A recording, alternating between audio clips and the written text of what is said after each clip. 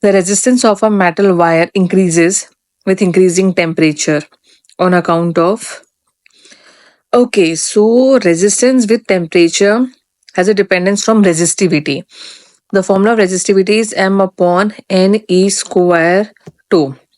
So basically, when the temperature is increases, the collision between the electrons also increases and the time duration between each collision decreases. That is, your relaxation time tau decreases, which increases the resistivity. So if resistivity increases, resistances increases, and this is due to decrease in relaxation time.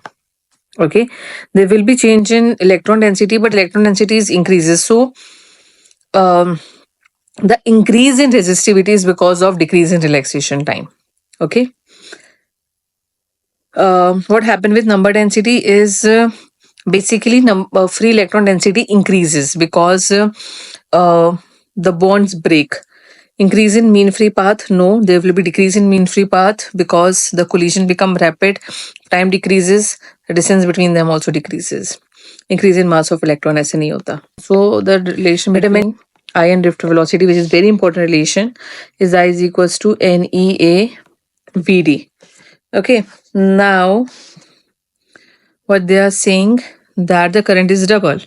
Let's take the current to be 2I and the radius is also double. So NE, if radius is double, then the area becomes 4 times because it is pi r square. So let's take it as simply 4A and we have to calculate new VD dash. So it's 2I over 4NEA.